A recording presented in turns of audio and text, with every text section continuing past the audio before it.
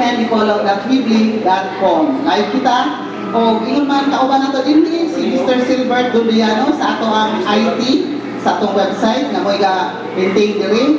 Dayon sa ato ang radio si Tax Ilongba, Assistant Technical Director, o ingon man dito sa estasyon sa si Danny Luod, sa ngalan ni Mr. Richard Villaronte, kini si Ebet Pahintitobong, inyong regular anchor and host sa kapihan sa Dipolog The Original. Karong buntaga, Enero 22, 2012, kauban nato ang mga matugpa sa atong mga viewers, no, atong mga listeners ng mga disaster team coordinators, no. Kani atong Domingo, ngayong Domingo, kauban nato ang Dipolog City disaster team officers, kauban ang Dapitan City, o ingon man ang sa Zamboanga del Norte action officer, no. Pero karong buntaga, paano siya? Continuation of our discussion regarding disaster situations, no, preparedness. We will focus more on man-made emergencies. Kaya last week, we discussed about natural disasters like earthquakes, flash floods, and other natural calamities. But this time around, atong isgutan ang bahin na sa man-made emergencies like hostage taking, of course, kidnappings o kanang mga terror threats, no? That is happening all around, all over the world, no? So, dili na to kabuton na abot din si Bakulang sa ato ang God forbid, sa ato ang nabayan, or sa ato probinsya, or sa ato nasod, kung dili prevention is better than cure. So, kinahanglan nga mag-amping kita, we must be very vigilant, o kinahanglan nga active kita nga inform sa itong mga officers, bahay specialists, bahay nini nga mga butang na dili na to ang ayan, nga kita ko dili sa ito ang mga dapit. So, karong butaga, kauban na to, first and foremost, I would like to acknowledge the presence of, from Dipolog City, we have Attorney James Ailey Ruiz, ang ato ang City Councilor sa Dipolog City. He is also the Executive Director of DPADEP, and of course, he's in charge of the Disaster Preparedness Program in Dipolog City under the leadership of Mayor Evelyn Uy and Vice Mayor Semen Angeles. So good morning, Attorney, and welcome back to Kapihan sa Dipolog. Good morning, Dave. Good morning sa atong suki. Kamina, inahan tayo ng programa na. Ako, nakalipin ko din kay matulungan din mga pagkalitin ko sino. Dahil ako naman last Sunday, di rin man sabi, akong isudan ang natural calamities. Pero, sama sa Panginoon, atong i-focus na atong atensyon nato sa man-made emergency. So, galing po, no? Dinalagin na ito dahil no, ang usa sa mga konsyal sa Iligan City, which was affected by the recent flooding caused by Sindong. Galing medyo tragic na nito dito sa Iligan, no? Kaya matagpala nila na ito na we get everything straight from the horse's mouth, no? Kaya si Dr. Ruiz, murag siya lang kaya musulti, kaya nakanto siya mga komitiba na din siya mo nag-head, no? Dito sa Iligan. Ang ibang tingali na nakatangkaw, no, sa programa sa ABCD, mura dito siya sa diyan na ako naman dito itong katanaganan sa dito sa Iligan City. Ayaw punta sa atin sa ginagawa na sa ating programa tulog kami ito, nakatangkaw kita sa muna-una, and eventually sa always prepare for both natural calamities and man-made emergencies. Thank you so much, Attorney James Ailey Ruiz, atong kunsihal sa Dakbayan sa Dipolog. Dayon, atong lulahi ang ato ang bisita karong butaga, no? Sa pa-introduce kay kananaan murag dako ni siya o time atong kahatag. Ato rin isunod diri ang ato ang sa executive officer sa Dapitan City Government. Dayon, guest panelist din ato diri sa ato ang kapihan sa Dipolog. And of course, he's in charge of the overall mga calamities preparedness at sa Kapihan sa Dipolog, si Mr. Alimar Lo. Good morning, Lo, and welcome back sa Kapihan sa Dipolog. Well, may buntag agad, may buntag sa panahon sa mga kauban, sa atong mga bisita, naman sa atong paminaw sa mga Kapihan sa Dipolog, Dapitan, sa Dipolog, sa mga Norte. O sa tanan, siyempre of course, kaging tanan na itong Tigpaminaw, maabot na ng Sibya, may buntag na ito na laot nga natin sa Pabiska sa Panlawas. Kung manan nyo kami, sulod sa doka tratla, din, pag-iskot-iskot sa mabutang na namutan, o may trangitan kita o gano'n patinuman. Thank you so much, Lou. O kauban ni Alimarlo ang Chief of Police sa Nagbayan sa Dapitan, si Police Superintendent Glenn M. Dulawan. Good morning, sir, and welcome to Kapihan sa Dipolo. Good morning, ma'am. Mabuntag ko na lalo na sa mga Tigpaminaw na ito. Ako ang presently Chief of Police of Dapitan City, and I was elated na pag-invite ni Sir Lumarlo tay kiniusa ka isa ka programa ko pag-isimita ng crisis management lalo na sa mga man-made incidents kasi at least na ako I was lucky to be trained in crisis management twice. Ito ang isa sa programa ko sa mga.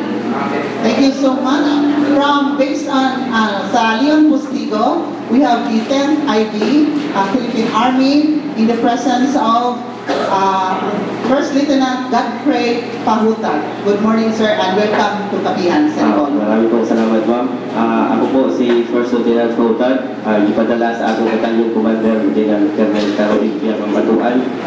Kabase ni sa Leon Postigo ang among batalyon. Then ang among area is from Salog, paingon dire sa Sibutan.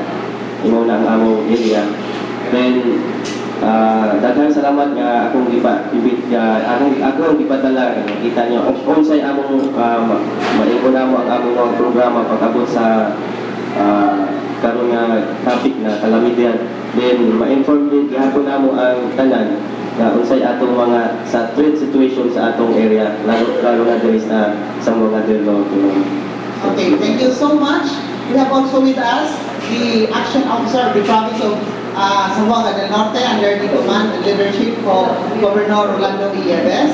We have Engineer Dennis Tenorio sa Disaster Preparedness Program of Crisis Management sa Province of Zamboanga del Norte. Good morning, Engineer, and welcome back to Kapihan sa Dipolo. Good morning, Ma'am Edith. O sa atong galang kauban karon sa Kapihan, o mapasalamat po sa ako sa pag-aning sa atong kauban sa buwan sa TNIB, nag-ispan sa atong invitation. O kinaot, kining atong pulong-pulong karon maghahatag kining dugang informasyon sa pagkatauhan din sa Zamboanga del Norte. Thank you so much. Last but not least, atong introduce sa ato ang guest karong buntaga, mao ang ikan diri sa Nagbayan sa Iligan. Dayon, he has the authority, the experience to relate to us what happened in Iligan City during the aftermath of Typhoon Sendong, no?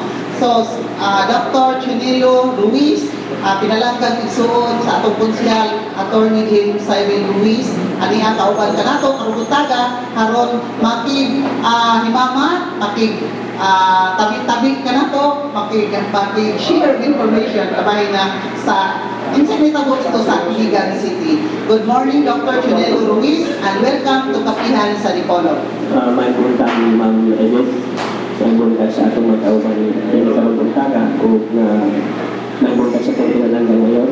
Si Mayor Edwin Ulog ang iyang magkapita si Governor Mayor Baikol. O si Governor Ieves may buntag o sa atong Vice Mayor si Vice Mayor Simon Angeles ang mga kauban nila sa Sangguniang Pangungsod. O sa tanang mga lumunod yung magkababayan ko sa Nagbayan sa Dipolo, may buntag o may buntag sa mga sikbit na mga lungsod, labi na doon ang lungsod sa Tunyan, Kapitan o Katutunan. May buntag. Okay, thank you so much, sir. Kaya taga-dito kita sa Dipolo, so you are not a stranger here. Okay, yes. Kami pa atong Chief of Police sa Nagbayan sa Dipolo o atong City Information Officer na si Mr. Roberto Pinsoy. Pero sa dili pa kita mo ato sa unahan, ato unang matinugon ang ato ang si Paul James Hukolan alang sa ato ang mga panginabuhi. Paul, go ahead. Okay, salamat din. Napiyang sa Lipolog na yung nagkakaroon din sa may Sanders Fried Chicken dito sa Nagawon sa Canto Rio Farm. Limutan sa may Dayawan Bridge, barangay Maralang Pulang sa Buang Gabinoting Modalet sa mainit ng kapi pinapay. Alas sa Tanay Nagbiyahe padung sa Silong Susurios Minas sa Buang Gabinoting mula din sa Buang Gabinoting Sur, ang Canto Rio Farm. Namaligas sa kini sa mga siblings sa naglanay mga tanong halaman o sa fruit trees ang ipanagyan kini di Simona Cabigon. Ang Danville Nazario Fruit Nursery and Coco Lumber Products ang sa inyong nakikilala sa inyong mga farm, sa mga siblings, sa kahoy, sa mga fruit trees. At wala niyo ay Danville Nazario Fruit Nurseries and Coco Lumber Products kini namaligas ng mga pilido sa kahoy alang sa doon kasayuran at wala lamang ang Danville Nazario Fruit Nursery and Coco Lumber sa may lingasat Pulang sa Buanga del Norte pag ipinagyahan ni Mr. Danilo Cesario. Kan Honorable Kim Ong, Chairman sa Committee on Labor Employment and Skills Development and Public Service, thank you sir. And also Chairman sa Tourism, Trade, Commerce and Industry, City Councilor sa Datbayan sa Lipolog. Wilson and Clinical Chicken and Hardwire, alas na yung natin na doon sa doon pagkakalitas ng mga manok, mga kababoy, upan pa yung palit sa yung mga lechon o orders, alas na yung mga orders sa lechon. At tuwa ang Wilson and Clinical Chicken and Hardwire, pinagbiyahan ni Mr. Ruel Ferraren, ang nalimutan sa may bypass road, sa Telephone City, patawag sa telephone number 212-8370. Kung ang Janus Marketing, alas na problema sa mga references ng mga sakyanan, patuwa ang Janus Marketing, leaders na ng classes sa mga spare parts ng mga sakyanan, kasama sa Isuzu, Nissan, Suzuki, Toyota, Kia, Mazda, Mitsubishi o Hyundai, sa lamang o makatarangan ng presyo. Kinigipagyan ni Janus Marketing, pinagyan ni CBC President, Honorable Janus Yu, limutan sa may Quezon Avenue, Dipolog, City. Pahinti Lumber and Furniture Services. Kasaligan sa kauban sa Kalabuan, alam sa inyong pinunod sa mga kahoy, pilidos, alam sa inyong panimalayo ka sa inyong furnitures, at tuwa ang Pahinti Lumber and Furniture Services. Kalimutan sa may tapat sa GSIS building, kalimutan sa may Minao, Dipolog, City. Pinagyan ni Mr. Francis Noroy, Pahinti. Ang FNR Marketing Wholesale and Retailers sa mga barato o tindahan, kung maabi-abihon sa tanan. May libre sila mga school supplies, nakikita ang mga typewriters, computer, accessories, inks, bags, mga schools, office, sports supplies. Exclusive dealers of sila, ang marketing sa mga Canon na photocopies and cameras, video cams, Canon scanners, printers, ink, o manan ang projector. Ang marketing, balagyan kayo ng Simona Cabigon, ang limutan sa may Joron Street, ang bangdun sa may main campus sa Buanga del Norte National High School. See more CCTV cameras sa inyo ang kasiguruan, sa inyo ang pagsimalay sa inyo mga kaptanan, ang CCTV cameras, 25,000 pesos available sa FNR Marketing. Pasalamat nga sa itong Mr. Carlito Tumanya, itong Provincial Environment and Natural Resources Officer sa Department of Environment and Natural Resources sa Isabel Dipolog City. Salamat sir. Iman ka, Attorney Junal Napiket, City Councilor, 3rd Assistant Coordinator sa Muliang Panusod sa Nagbayan sa Dipolog. Attorney Chris Palpagan Jr., City Councilor sa Muliang Panusod sa Nagbayan sa Napitan.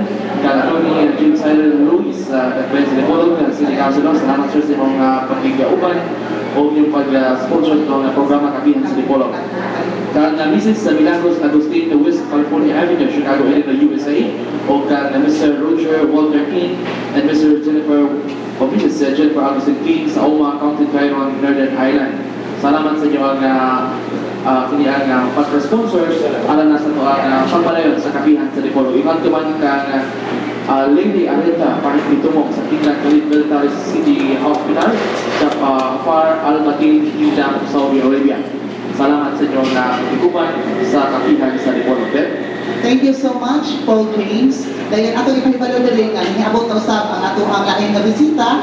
First time, but definitely this will not be the last time, sir. Ang ato ang Chief of Police sa Nagbayan sa Dipolog, si Police Superintendent Joven R. Pagcon. Good morning, sir, and welcome to Kapihan sa Dipolog. Good morning. Magandang umaga po at puso ko pong pasalamat sa invitation ninyo sa pagbigay po ng aking plano at programa dito po sa City of Dipolog.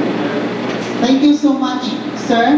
And then we would like to inform our listeners na live kita sa radyo, IFM o sa DXDR AM. live kita sa ato ang website www.rmnipolog.weebly.com alang sa inyong mga pangutana o covered usab kita sa City Information Office pinaagi sa ilang video sa Dakbayan sa Dapitan ani akawan ato si Nonoy Estrella. O sa atong panel akong i-acknowledge si Konsihal Ruben Ligorio ang ato ang mainstay dili sa atong kapihan sa Dipolo. Good morning, Konsihal. Good morning din. Good morning sa atong bisita. Ang siguro, kumpanyero Pinelo Luis, muna ginagalit sa pagsauna, pag-system for back ng pag-ilagat ato. So welcome, kung doon sa sa atong bisita, welcome sa atong Sunday edition na Pihan sa Dipolo. O kasama ko i-greet na ito ng atong mga listeners, mga viewers sa outside Philippines. Good morning world. Sa Chicago, sila Robin Bayawa. Kung sa Hongkong, ang tumatigal si Helen Beautiful Body. Kung sa iyang mga kauban na, sa iyang mga kauban na, ito mga translation. Then, nakapun sa dili sa Davao, pero akong itagaw si Boy Ligorio. Patawag sa ito mo pa dahil dito ako sa i-great fires, no? Ako sa hindi pa support niya itong magsubo sa pagkaliban sa Raiman Gota sa Alis pa sinisisisip ng mga facilities sa Phoenix mahal Mr.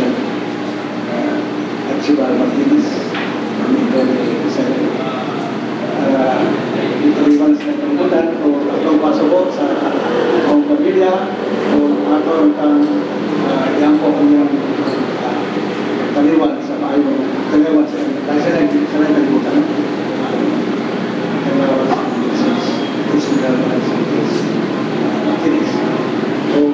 ngayon pumunta ng briefing presentation pumunta ato yung nakulisa nakailangot.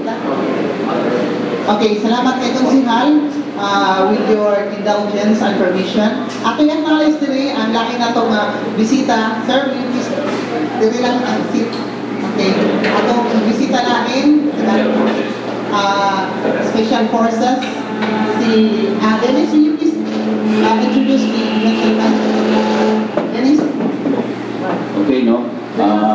Aniausap ko na ito, no? I-respond ka itong invitation ang 49th Special Forces 42nd Special Forces nga nakabase sa atong sa Tagilo, no?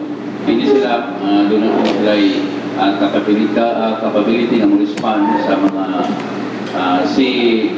disaster rescue activities nasa speedboats o mga ubang sea crafts na ready to respond sa atong mga call. Okay, while nasulat sila sa ilaang mga pangalan kay they just arrived, no? Pero ato lang ako silang patingogon and then they will just introduce themselves, no? The first gentleman, there is a left side. Will you please introduce yourself, sir? Good morning everybody. I'm PFC Sakal. I'm the Senior Sergeant of the 42nd SF. Okay, thank you so much. The other gentleman with you, will you please introduce yourself, sir? To everybody. Magandang araw sa ating lahat. I'm Technical Sergeant Angela that is designated as Team Sergeant of 42nd SF. Okay, so much. Thank you so much. Atong kauban usab si Edgar Soronda, ato ang panelist diri lain, tingog sa kadot kay ta proceed. Again, very salamat din. Good morning sa ating mga bisita ng Pagkagan. Gusto ko nagbubat sa ating mga kabihan sa Dipolo. Live din na sa Sunburst Fried Chicken sa ground floor ng kabihan sa Dipolo. Kapatid sa Duwat ng Sigan sa RMN Tatak RMN Dipolo o www.rmn.weebly.com sa ating live stream. Ito kita sa 11 ang sakiran mo jagod sa live na dito sa Moran sa Chicago. Pinagin sa atong sa Sunday ba?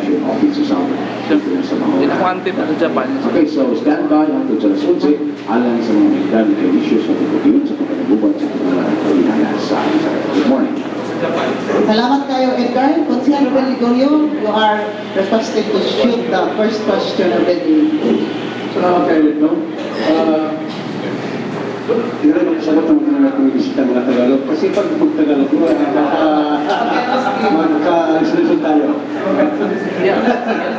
Oh, yeah. Ato, ipasapor na itong buta na sa itong bisita. Like, from Pamiligan. Di ba mo ito mahigala na Pamiligan sa nihaling paghapak sa Bagyong Sindong o sa Pamiligan sa Agom sa Katalagman. Kung gani ang ito nakita, kung ito nabasa sa mga diaryo na medyo ako kay Daniel sa ang Kapisakitan. Ayaw bang nato ang atong isa sa mga konsyalis sa Kapisakitan ang tagalili usap. Nakuha na naman. Tagaligan, pero niya, tagaligan po siya dali.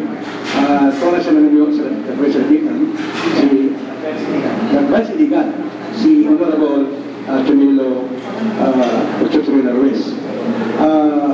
Ako'y po talaga kung unsa naman ang napitan, karon ang Ligan, karon na kaulian na ba? Kadapitan mo po ni si Camilo ba? Alibo ko nila kayo sa Dipolog, napitan po ni Ligan. Kamusta man ito, kapanyero ang ato nagpayan si Ligan? Naulian ba yung tao ng atong mga kaigsunan ito o kung saan kapar ang Ligan? Recovery sa miyaging kapak sa Bagyong Sindong. Salamat Atty. Ruben Saludero. Una po mo at ako kanay kasayuran may tungkol sa panghinabo dito sa Dakbayan Siligan. Ako sa isulti ang akong posisyon. Adunay na kong kalambigitan sa mga pag-atiman sa mga biktima o survivors sa mga kalamidad. Ako ang chairman sa upat kadakong komitiba sa Sangguniang Pangulunsod. Ako ang chairman sa Health and Sanitation, Environment and Natural Resources, Social Services, and then pinaka-importante komitiba, Budget, Appropriation, and Finance. Wala ka rin o last term mo rin o? Last term. Wala o kini magkaroon para rin pang vice mayor. Diyos lang mag-uot. Dahil mo na po ituloy kadagkong executive functions nga hiniligid sa ako. Ako ang focal person sa PhilHealth program. Ako ang focal person sa Early Child Care Development Program. O ako ang vice chairman sa Solid Waste Management Board. Ganing mga komitibaha o mga executive functions mo'y nako kayo involvement meaning atong pagilad. Para sa kasayuran sa tanan, ang maunay na po sa Dakbayan Siligan, ang maong flash flood tungod sa Bagyong Sindong, sukad masukad, wala yun may nabo sa Siligan. Karoon lang na inabo, o muna nga ang uban nakalitan, labi na gitod-laplin sa suba, kaya wa sa magtuo na kaning susama nining kalamidad may nabo sa Siligan. Anyway, as of today, as of the other day, kaya nag-meeting man ng health cluster, ang missing, ang recovered about 666, napay mga unidentified na 100 plus, and then the NBI is busy tagging them, kay doon kayo man ay impact mga more than 1 hour man, kay tanaw man o sa may timaylan o katong medyo na naging sa advanced state of decomposition, kuha DNA, kay aron yun basing ma-identify natin sila sa mga kapamilya. Dayon ang among kanang ang missing pa napa sa mga 500 plus. Most probably kanang missing murag wala na dito kay more than a month naman sukat sa paghinabo atong December 17 actually, pero 16 pa taas na ang tubig sa suba. So wala na. Now, daghang mga problema karon nga kay by the way, ako kung gusto ipabot sa Dakbayan sa Dipolog, sa mga lumulog sa Dakbayan sa Dipolog na panguluan ni Mayor Uy o sa mga membro sa komunidad led by Atty. Selena Aliles, pagpasalamat sa Tagaligan sa sila usa sa pinakauna nga nag-respond sa among hangyo na assistance. Ang una, ang usa ka dump truck nga gipadala na dunay 100 sacks of rice o assorted items like water, candles, clothing, o guban pa mga items. Then second, which was sent about a week ago, doon na po ilaing sa ka-truckload yapon, assorted items, may bugas, mga yapon, noodles, closely ang magpasalamat din kayo nag-iligan sa ipakitang simpatiya sa sister city sa Tagbayan sa Iligan na Mount Antipolo. O ang ko na pagkatong last, by the way, ang kadaghanan tukikan sa SK o sa PNP Antipolo, sir, salamat, no? Kita na ito dito sa sako, PNP. Dagan ko manilag sa PNP. Siguro sir, i-acknowledge na to ang Dapitan City Government at ang Provincial Government of Zamboanga del Norte yes. na nakahataw ginataw sa Dapitan City. Ako lang i-sulti itong, ako mismo ang dawat na dito ay tawagan magugo, so ako yung dawat. Pero ang province of Zamboanga del Norte nagpadalakot, thanks to Governor Nieves. O ang napitan po, nagpadalakot, salamat po kang Mayor Calusos, sa mga hinabang daghan ang katipunan padala. Kapit naman yun sa Tibok Nasor o Tibok Mindanao lang. Padala, Davao, Cotabato, Bukidnon. Kapit na lang. Pero pasalamat ko sa Dipolo kay last session namo, ang Dipolo Dry nagpadala ang resolution. Mamay mo na dawat og sympathy to the victims of in which approach in reciprocation out of gratitude. Naging po ng resolution, thanking the Poland for being the first LGU to send a resolution expressing the deepest sympathy to the calamity that happened to Iligan. Now, so that may problema karon, sana mo problema is of course ang relocation. There are still about 17 evacuation centers o ang mga pamilya na apektuhan is about 2,000. So about 10,000 people na sa mga evacuation centers. And sa evacuation center, dagang yung problema. By the way, ang inundan yung ini, dili tayo manili kadako ang kadaon kung dili tungod sa dagong truso na maugil tap sa mga balay. Ang mga truso na binili magakusog na katao, dako kayo. Dili man uprooted trees. Hindi galing cut trees yun kaya pinalitan naman ang mga marks kung pinsay tagiya. Allegedly, kung may ginong lakpan dito sa kapit sa taas, sa Lanao Sur, Kapay area, dahil doon na paputuloy lakpan doon sa ubos, kung maugay nakahimog na kong kadaon. Kaya ubang mga tao na nakatungtong na unta sa ato, pagkapak sa lakong truso, na iwang posti, na bukag, umonto nga daghan na matay. Plus, aside sa tubig, doon na ibang nalapog tungkol sa mga illegal quarrying. So, tubig, lapog, kahoy. So, kami niya, may unta nga gunsmith, pero walang man-made na niya. Kaya wala na ning grabing pagutol sa kahoy dito sa kabutiran, o wala yung mga illegal quarrying, o doon naman ganit kadaot, pero diligid sama kadak ini, o diligid sama kadak ang ini nga namatay. Ang usa ka isla, itong Bayot Island, murang yung ghost town, wala yung hatiin sa kabalay na Napindog, ang barangay Naplanon, kadang along na river banks na barangay, medyo banyon, na tulog yun ang balay o kapuka. So, muna karoon ng problema ang mga after effects sa mga baha. So, number one is rehabilitation.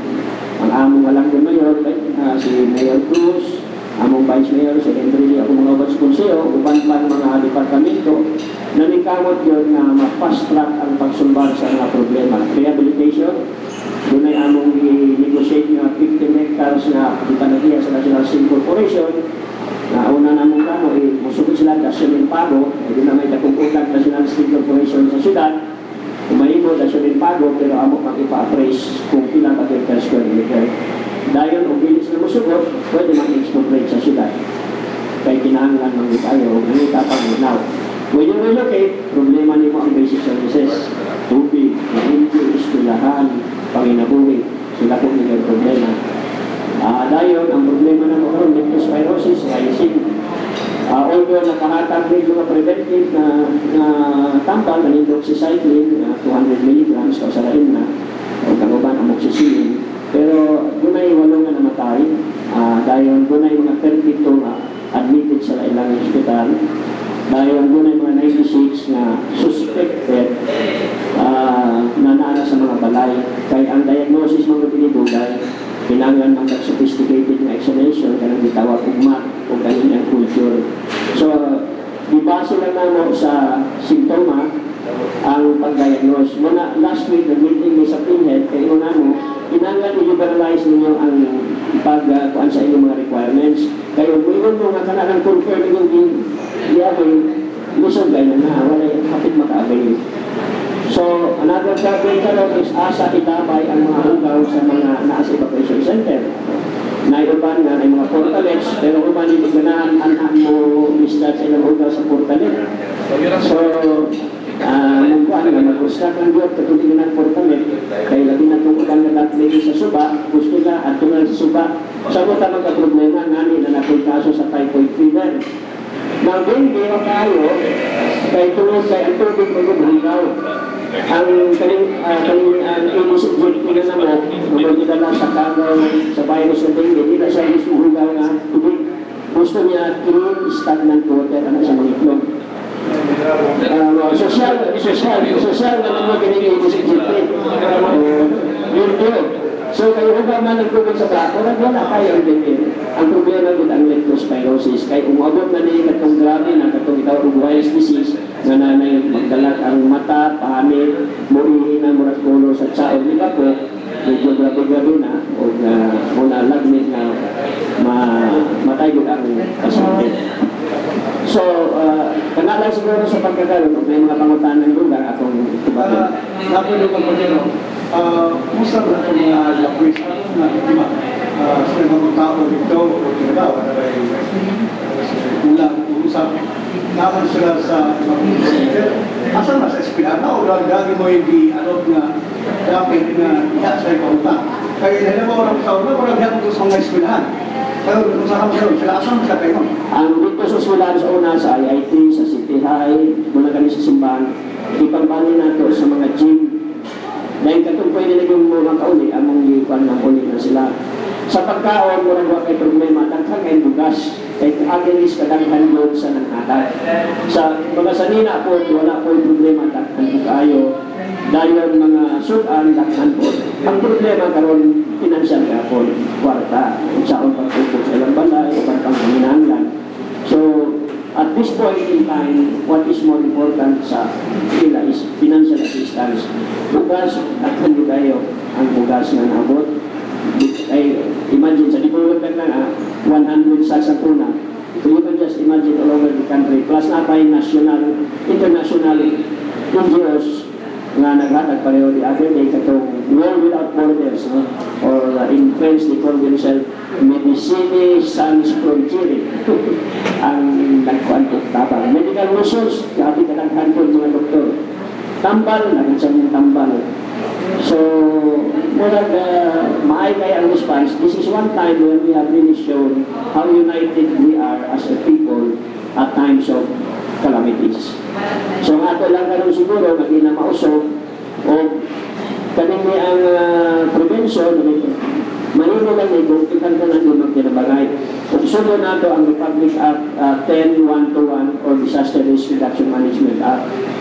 Aron Okay, thank you so much, Dr. Chunelo Ruiz. Ang ato ang bisita ng Kunsihal ikan sa Dakbayan sa Iligan, and then we would like to acknowledge the presence of another guest, no, from the Provincial Office of Philippine National Police, no, under the command of Provincial Director Colonel Olpiano Lopez.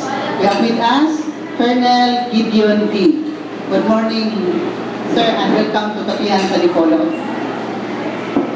Good morning, Madam Source. Madam Officer. Okay, kadyo na kayo. Istorya karon. So, atong, karon, this time around, Kunsihal, atong siguro unhon o pakiginabing ni mga military officers ni kauban nato dire, and then we go to the policemen, and then we, of course, the civilian na gayon nga mga guest dire, okay?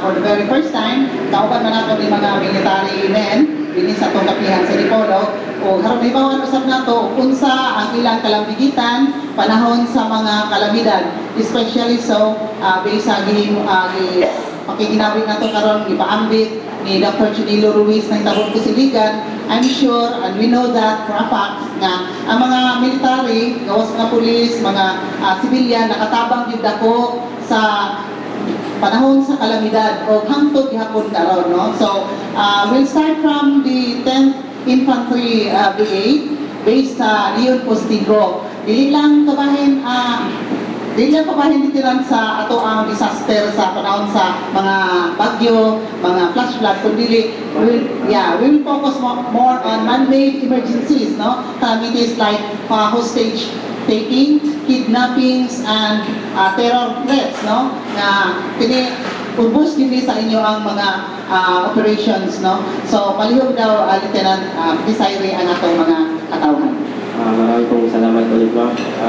From the sa terror, ma'am, sa amin, ma'am, yung area po natin, ma'am, is confronting CTF, wherein yung nasa area po natin, ma'am, sa area po namin ng 10th IB, ma'am, is the Sikong Feliciano.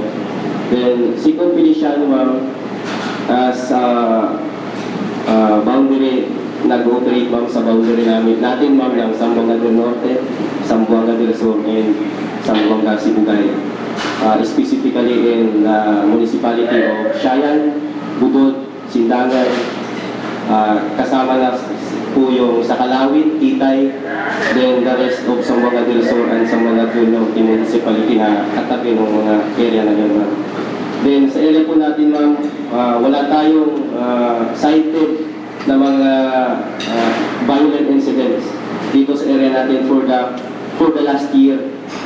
Then sa ginagawa namin ma'am sa area natin, in coordination with the PNP sa area, nagawa po natin itaboy sa Zamboanga del Norte yung mga communist terrorist movement.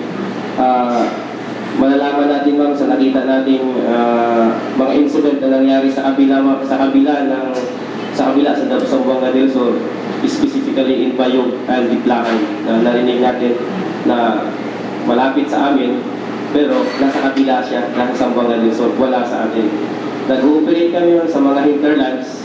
So yun yung kagandahan na itaboy natin yung CTF na wala sa atin. Doon sila nakakandak ng mga violent incidents na kagaya po nung nangyari sa Diplaan. Yung narinig natin na may sinulog sila na isang sasakyan ng isang company.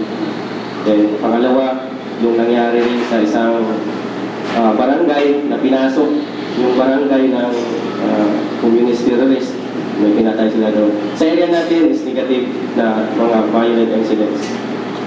Pangalawa po, ma'am, itong isama ko na rin po, ma'am, yung plano natin, ma'am, sa natural calamities na hindi natin talaga maiwasan, ma'am. Before the start ng pagkaupo po ng aming bagong battalion commander, Lieutenant Colonel Harold Piang Ampatuan, nagplano na po kami, ma'am, about disaster preparedness, yung tinatawag natin ng MDRRMC, because yung AFP is part ng organization kung sino yung unang tatawagan ng local government unit na tutulong sa kanila. Kagaya po sa amin, kasama namin yung Special Forces.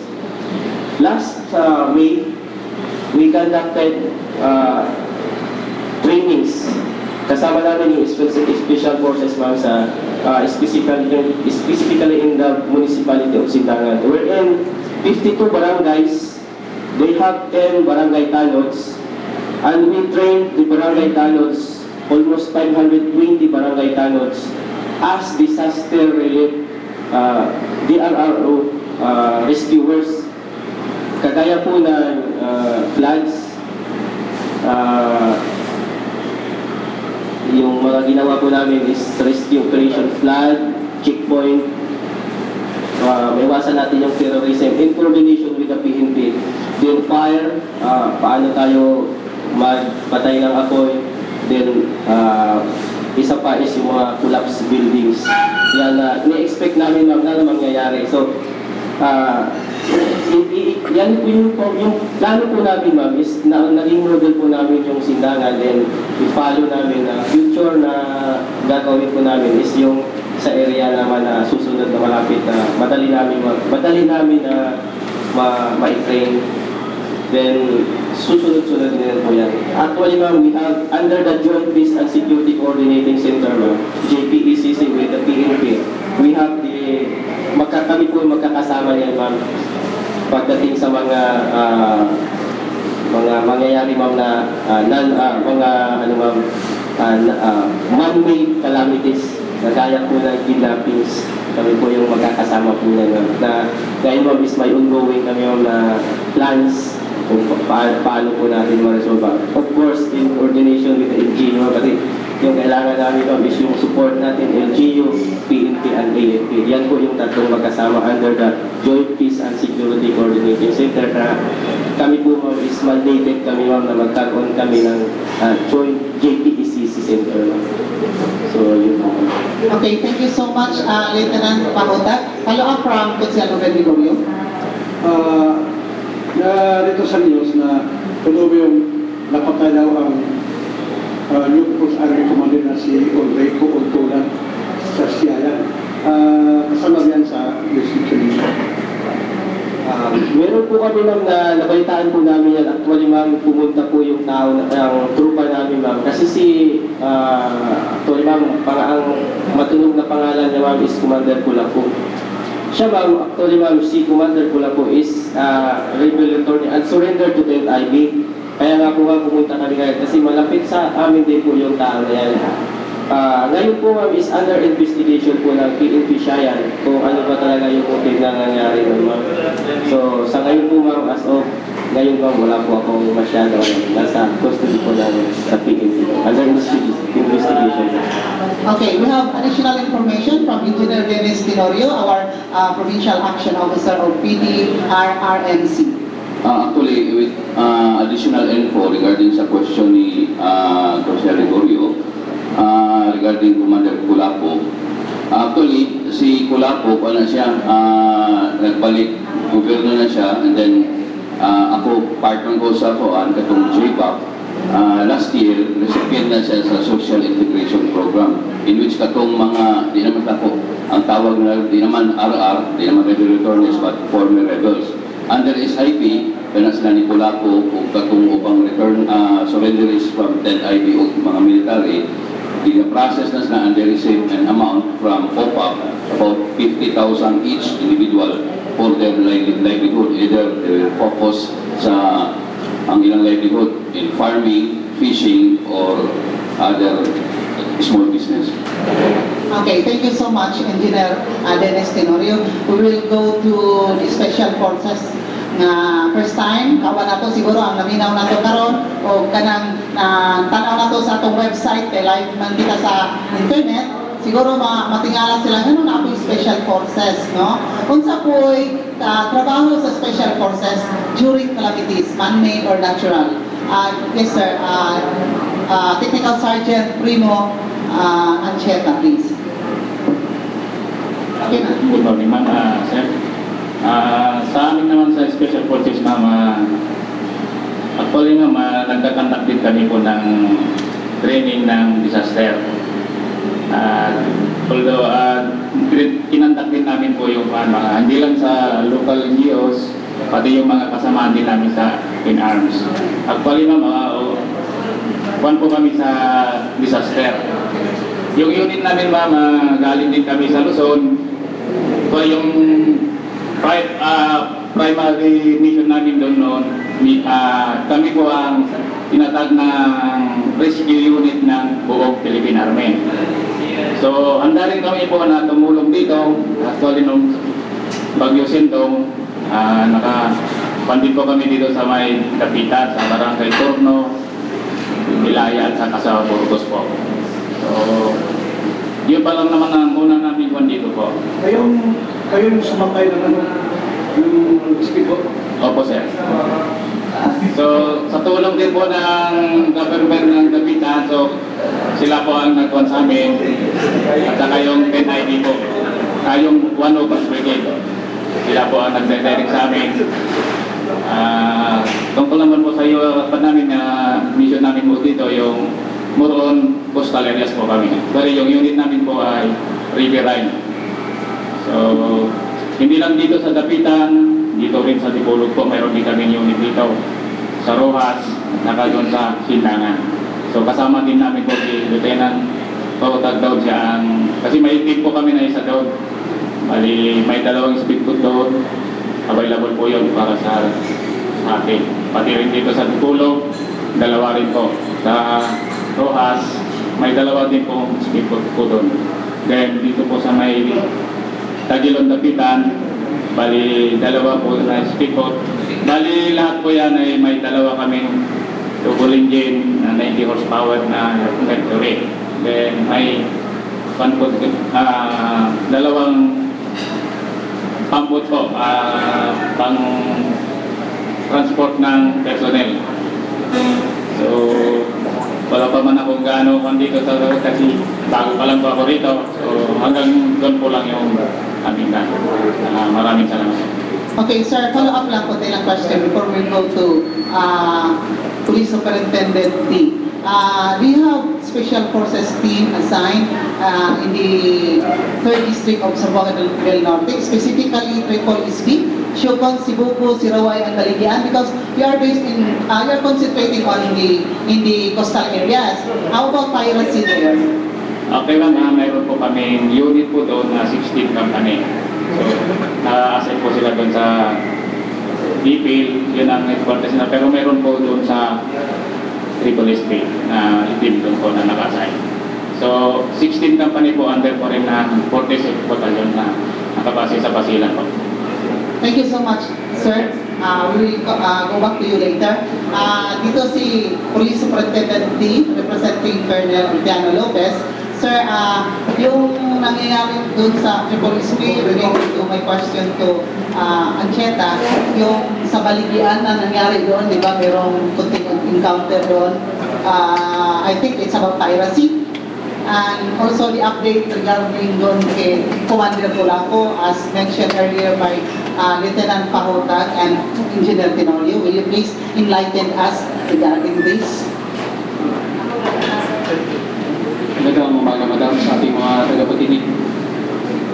Ito pong nangyari insidente sa Baligyan involving PNP and grupo po ng organized crime group, mga pirata, kung saan ay ito siguro tinatalakan yung isa kung saan ay nalagasan kami ng isang operasyon. Isa po nangyari po kasi rito ay nasagupa ng tropa natin sa nagkakandak po ng patrol dahil po sa instruction na rin ng mayor ng Baligyan.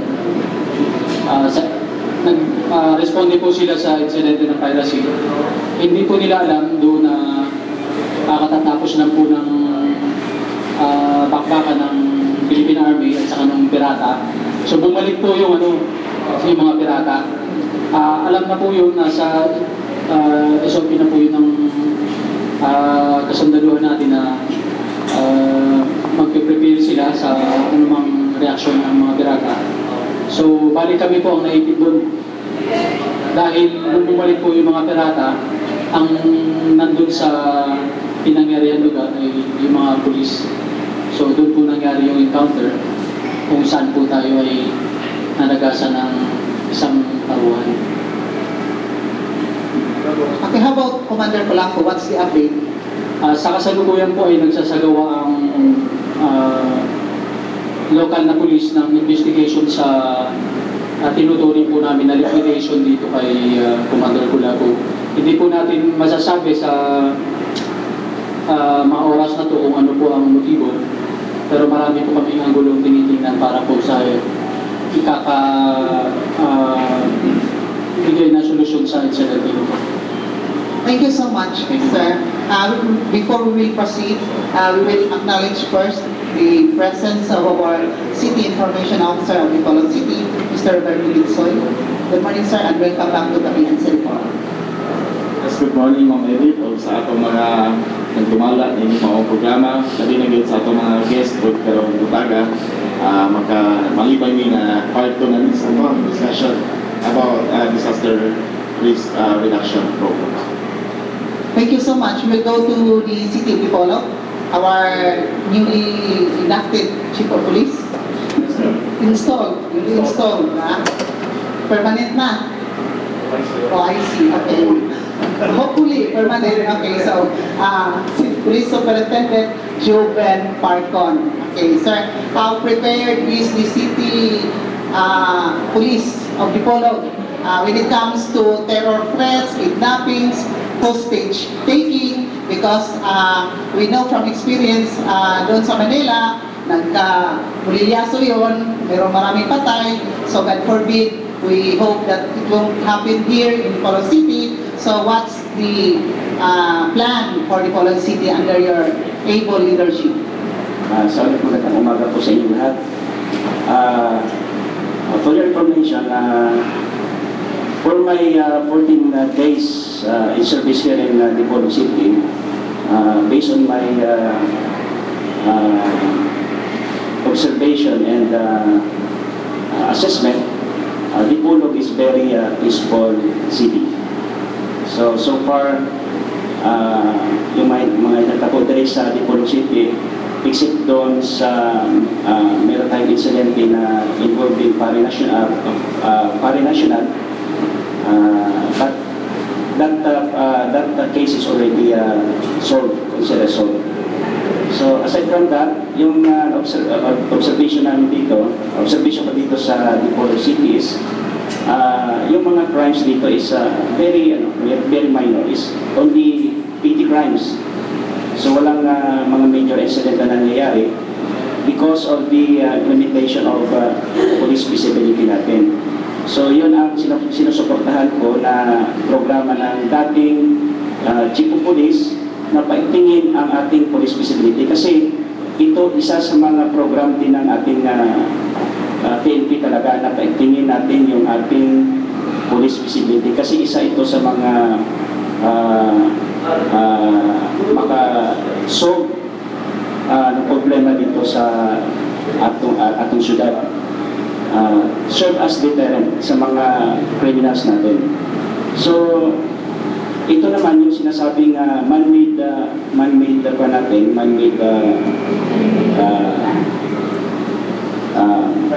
emergencies is like kidnapping, terrorism act, at saka yung bank raid, or that is considered already a terrorism act as so yung we are planning and then sinabit na po namin yung requirements namin to activate this SWAT team, kasi importante yan. So yung SWAT team natin, aside from SWAT team, meron rin tayong inactivate natin yung negotiation team. So sinabit na po natin, and then for the final disposition of the city government. Naalata ko yung sinipit ng Tagalog mo. You are from Parentayo eh. Mahirap yung Tagalog. My parents came from Puto, Iloilo. And then I was born in Region 12, South Cotabato. I see. Kaya medyo yung salita naghalo sa Ilonggo at saka Cebuano. Kasi mas ano yung Tagalog ko sa'yo eh. Kaya yung yung programa ni Chief Mapano, yung maganda yun, to eradicate sa mga drug users, sa mga drug users. Ano ba yung tanong ngayon? Yes, sir. Kasi medyo, wala na mga yun na ang makakataon ko na mapagpusan ng dialog. Siguro masasabi ko siguro bless yung Dipolog City dahil yan ang pinaka-specialize ko sa drug. Kasi before I came here, ang assignment ko is Anti-Illegal Drug Special Operation Task Force sa Krabi. So for almost 13 years in service, input po ako sa trabaho ng droga. So ito nga yung tinututukan ko ngayon, yung campaign ng illegal drugs. Alam mo, yung dream namin ni Consial Ruiz, yung Dipolog Drugs Free City.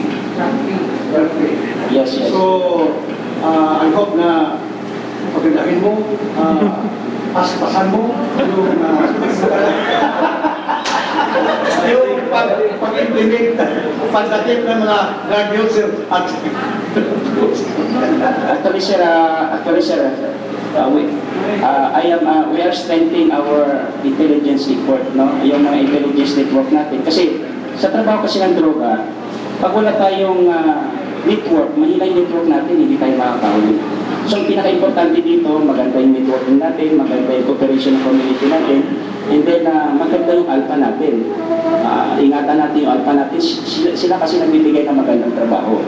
So, sa sunod siguro na talakayan, ibibigay ko sa inyo yung routine ng kung saan nanggagaling ang droga, paano dinidistribute, at sino yung mga taong pinakatiwalaan na which is yun talagang nakakasira sa atin yung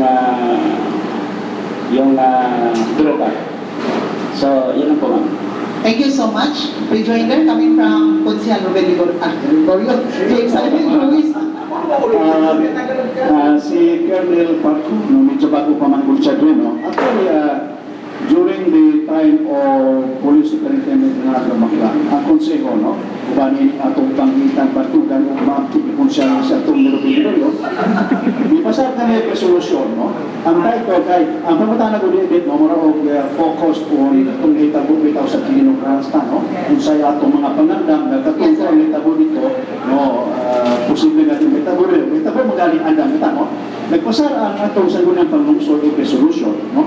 Of course, I sponsored the resolution, again supported by my good friend, Attorney Ruben Ligorio. Ang resolution nga ng title, resolution requesting Police Superintendent Leonardo Maclan, Chief of Police of Bipolo City, to provide the Sangguniang Panlungsod of Bipolo with a written report on the existing readiness of the local police force in coping with emergencies similar to the recent hostage situation involving a bus with foreign tourists at the Quirino Grandstand area in Metro Manila, including the operational capability of our SWAT team, problems and deficiencies noted, and recommendations for overcoming such problems and deficiencies in the possible legislation. Kung tinuman, si Chief Maclan, may tubagin siya, no?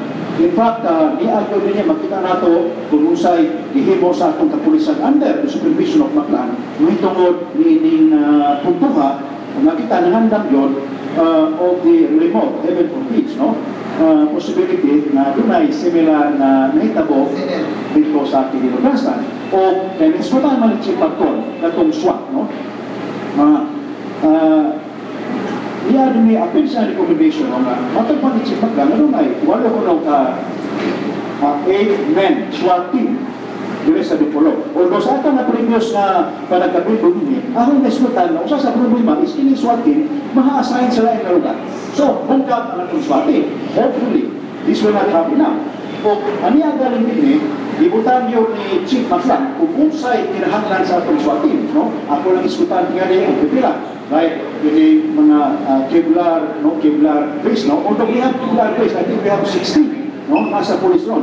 Ibutan rin night vision goggles. Wakit ay night vision goggles. Iba ko palayo ang hostage situation o kidnapping situation. Ngayon po sa panahon sa ngayon. Dunay, ibutan, gas mask, tear gas, smoke grenade, brass tank, maspang. Iyaga rin po rin ibutan yun, no? Sledgehammer. Kaya ngayon po matong dito sa Quirino galing, naglalang ibukbuk tong bintana, no? Pero kung nabas lang gamit ng brass bang, no? Yata rin, no? Ang kahimanan sa atong SWAT na kinahanglan rin sa Dipolo o kinigaling sumiter na naman ni Mayor o understudy na, no? Hopefully, no, di kan metabo ka ng metabo dito, no, Dipolo, metabo mo na rin, andang ka, no? O gusto ko si Chief Parcon, magkukumangkon, no? Apa nimo sa report ni Maclan, kumpleto yun, no? Kumpleto rin, ako lang galing diskutan na aring, ano na siya mga combat reconnaissance, visibility patrol, no? Diskutan sa ang civil patrol. Kaya doon naman tayo regular or follow group, doon na sa galas, no? Doon ay mga regular conduct of defensive, offensive, and security details. Doon lang diskutan tayo, madaka para pagkukulo. Gusto ko, no? Na hopefully, kay ang ato na Chief of Police, no? Si Colonel Parcon, no? I think his educational precision, no, na may siya laki mga kalimutan, especially on drugs, no? Because mo as the executive officer of Team David na as police auxiliary ko, we're always supporting the efforts of the police to red Bacolod City, no? Of these illegal drugs, no? Of nalipay na, while of course, the credit has been much maligned, no? Pero at least we think that as the police auxiliary group, no? We have helped the PNP. Thank you. Yes, sir. Thank you so much. Is there an assurance coming from Police Superintendent Falcon regarding the discussion aired a while ago by Consihal Ruiz? Rest assured sa atong komunidad that I will give my full support to the programs of the government. Okay, thank you, sir. Anything you can add, our information officer of Bacolod, Mr. Roberto Binson? Thank you, Ma'am Evie. Speaking about incidents like Quirino hostage taking, I would like to point out also the critical role of the media. So, being the city information officer of the city, I would like to get in touch with our press club on coming up with a specific protocol also on the reporting of such incidents. As we have, if we can recall, there was a great discussion about the aftermath of the incident, blaming sometimes the media about in Manila, about their role in the reaction of the hostage taker when he saw that his brother was already being tied up and arrested. So that's why locally, I would highly urge our press club together with our stakeholders in the media to come up with such protocol. Pwede supayan ako, no? Actually, no, doon naman tayo mga basis, no, sa pag-counter na ito ng mga terroristic acts, no, o during the so-called reaction phase, no, actually, upat na nakating, no, we have the negotiation team, we have the operations team, we have the services group team. Usama yung nakating is the public affairs team. Kanang public affairs team, no, in case if there is a crisis which will happen, the public affairs team is responsible with dealing with the media. Katong sa kinilugas na napagpak sila ito, because the public affairs team is supposed to use the word control, no, to see to it that the actuations or the acts of the media will not jeopardize the rescue efforts. Muto yun ang program. Wala sila itiyali ang ilang public affairs team, which is an integral part of the crisis groups, wala po function. So, hindi, kaya may laki man ito ang City Information Officer, no? In coordination, of course, with our Crisis Management Committee, may function din mo in case of crisis. Thank you so much. Attorney James Irene Ruiz will now go to Lapitan City. Police Superintendent Glenn Nulawan, how prepared is the police in Lapitan City when it comes to man-made emergencies, and additional from this executive officer of Lapitan City, Mr. Alimario Lagni. To become Vice Mayor of Lapitan City. Ikaw campaign manager. Please, sir, was outlined. Good morning ulit, no? Lalo na sa matikikas kong uploadas, direct uploadas ko sila. Vice Mayor ng Lapitan na nag-invite sa akin in the future pala. Clarify lang ko lang konti before going to yung sa preparation namin sa Lapitan, i-clarify ko lang kasi sa question ni Sir, sa SWAT, I remember natay 4 teams, 2 teams sa Lapitan, 2 teams sa Bacolod. Ang nangyari, totoo yung pagka-training sa yung ginastuhan ng local government ng Lapitan ng Bacolod. Mari-assign na ba? Wala yung mari-assign. Sayang dapat, sayang yung effort, sayang yung pundo. Tapos ngayon, maghanap naman ulit tayo. Iba ang nagikinabang. Oo, isag-asa. Ngayon, sa hindi masyadong namin kasi sa Condor 3, malaking pasalamat natin sa kanila. Parang na-acknowledge yung tulong nila. Masyadong malaki yung effect ng presence nila dito sa atin sa municipal waters pati sa ISIS. Nabawasan ng gusto yung sa criminality, tumutulong pa rin pati sila sa illegal fishing na. So sa Lapitan, I already submitted critical incident management task group composition of Lapitan PNP, which was adopted by the Panglungsod, Sangguniang Panglungsod ng Dapitan, na i-adapt nila maging property ng Dapitan, then they will make some amendments. And then yung nilagay lahat ng yung sabi ni Sir, apat yun hostage negotiation, which is actually under the investigation intelligence, yung support, operation group, support, and public affairs. Nandun yung taga-media. Nasubmit ko na yung plans namin sa man-made, no? Pati yung plans namin sa Risk Reduction Management Council. So, sa preparation namin, we've been conversing with Sir Alomaro sa mga plans namin kasi pasalamat ako, naging conscious tayo sa, lalo na sa man-made, yung participation ng lahat ng stakeholders sa pagganito, no? Nagpapase kami sa kwan, yung SOP ODO 2010-003 ng PNP na nagbase sa Crisis Management Manual ng Pilipinas, signed by President Estrada. Doon nagbase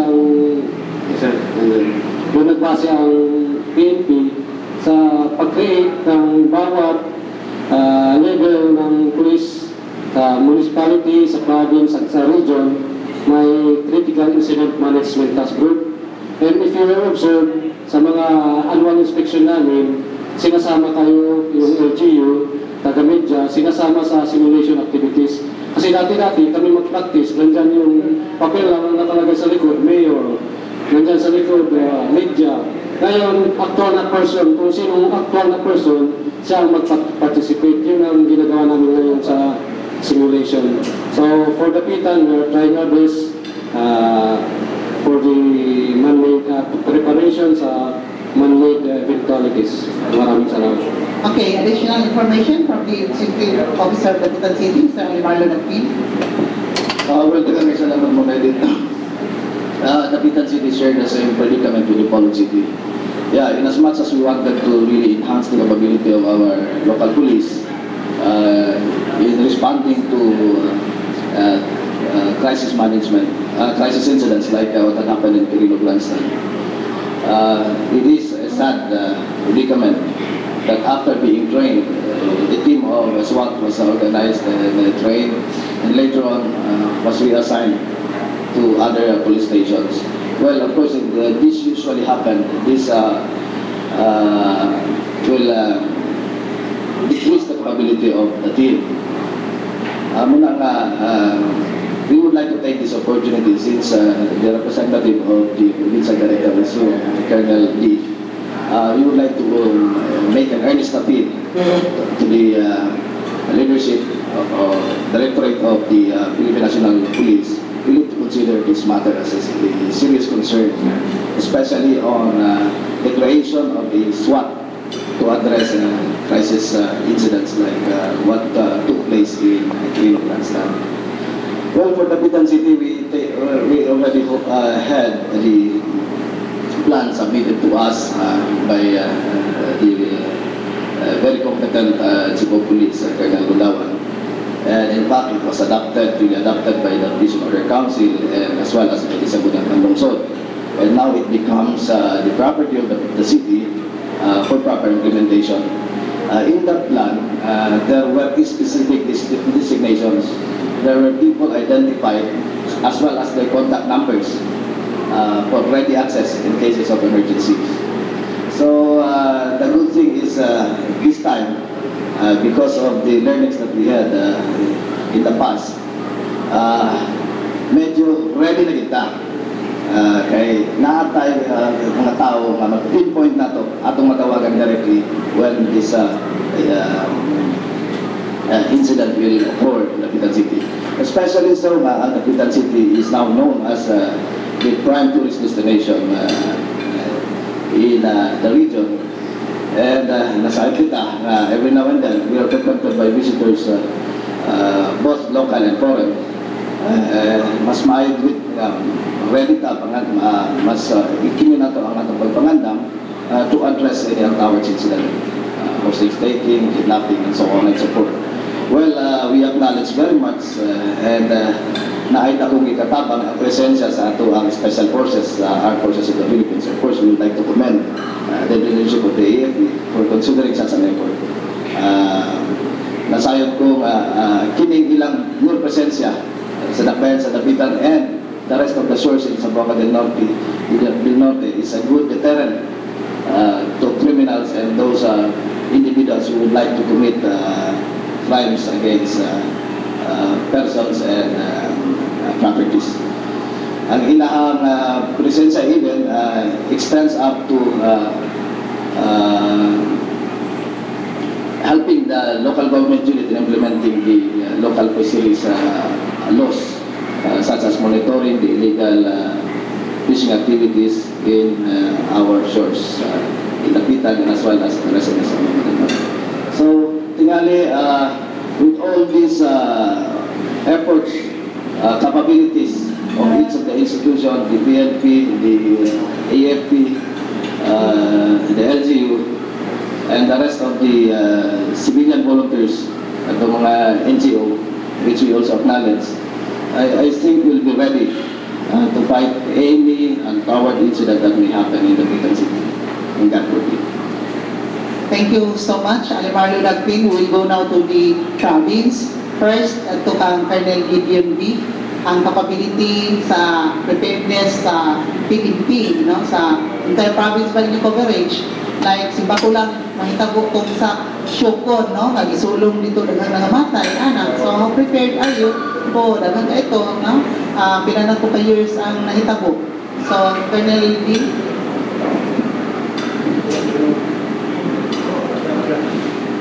Sa preparasyon po ginagawa ng Provincial Police Office dito sa man-made at saka natural calamities. Dito po sa man-made calamities, alam naman po natin na sa dami ng gawain ng kapulisan, sa napakarami po kung isa-isay natin yung mga sections na nagbubuo dito sa mga istasyon natin. Hindi po natin maiwasan na sa kakulangan ng tao, ito pong SWAT ay mapipirata. Aminin po ay hindi lang po sila stay na SWAT. Minsan po ay nagagamit sila sa patrol, sa traffic. Dahil lang po sa kakulangan ng tauhan natin. At hindi naman po natin pwedeng dahil SWAT na lang sila, hanggang doon na lang po sila. At nangyayari rin po ito na dahil po sa paglipat ng ating mga kagawad ng ating kapulisan sa ibang lugar, hindi naman po natin may pagbabawal yan, ay nasisira po yung team. Yan po isa sa kadahilanan kung bakit gusto po namin i-upgrade yung training, refresher, saka magkaroon po tayo ng mga bagong organize ng bagong teams ng special weapons and tactics teams, at saka yung may upgrade po yung mga equipage nila para po mas mabuti namin ma-address yung mga situation, yung mga incidents na ganito po sa man-made. And sa ano po yun, ma'am, sa Syokon, I understand ito po yung man-made din ito. Kung sa atin lang itong kapulisan ay hindi po natin mabibigyan ng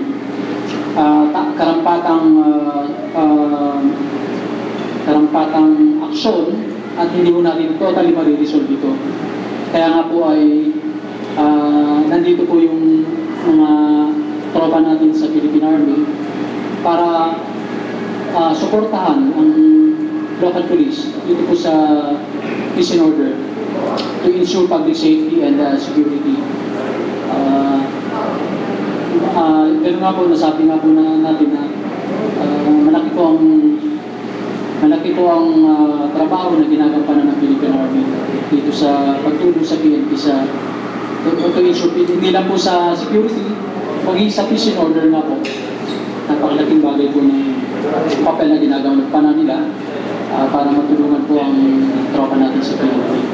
Pero rest assured po ay tinitingnan namin sa administrasyon ng probinsya, kung ano pa po o paano pa po natin mapapalakas yung mga programa natin para po mas epektibo po natin mabigyan ng kasagutan itong mga requirements dito po sa man-made and natural calamities.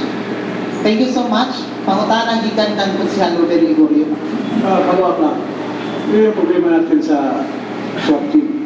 According to Councilor Luis, sinipulo at wala ng mga nagkawatak-watak yung membro sa SWAT team. E paano yan ma-resolve natin? E kung sakali may mangyari ito na sakuna, man-made, escape taking, si Paco Palayo. How can we address this? Can we not train each and every policeman? Kahit na hindi sila biguro, i-upgrade lang yung kanila, yung shooting, gano'n. Parang, if ever, things will happen like this. Yung maganda natin makuha sila. Kahit na hindi na sila masyadong kahit na hindi masyadong expert, pero kung may fundamental knowledge sila sa yung mga kalibangan natin. Hindi ba yan mangyari sa mag-train tayo sa mga sa mga local policeman natin dito? Sa inyong pong kaalaman ay lahat po ng pulis ay may basic training. Pero dahil po ito ay specialized course, specialized team po ito, hindi mo basta-basta natin mabibigyan ng kaukulang training lahat ng pulis. Dahil lang po sa unang-una, kakulangan nga po ng gamit. Yung bala na lang po na ginagamit sa pagsasanay para sa SWAT, sa basic lang po magagamit na po natin yan para sa training basic training ng mga pulis. Yung kapanyero Jim Sir Luis, hindi ko pinagkinang team David rin, gawin natin yung SWAT team? The activities and functions of Team David is governed by ordinance. However, it's a good thing that you brought up this question. I'm reminded of the fact that in Limonok City, we have the SCA. The SCA, we have about more than 90. The SCA, Team David is separate. And of course, the SCA is under the control and supervision of the Armed Forces of the Philippines. The reason why Mayor Boy saw it fit to organize this task precisely to prepare the Limonok City for any contingency involving terrorist elements. Our SCA are now guarding our vital installations, and they're helping the police perform not ordinary peacekeeping functions, because that is not allowed, but peacekeeping functions related to anti-terrorism. And in fact, it's a good thing that somebody mentioned about the GPSC, because it stands for Joint Peace and Security Coordinating Council. And just recently, the Philippine National Police of the Poland and the Armed Forces of the Philippines signed a memorandum of agreement creating the Joint Peace and Security Coordinating Council. And in fact, as I mentioned in our earlier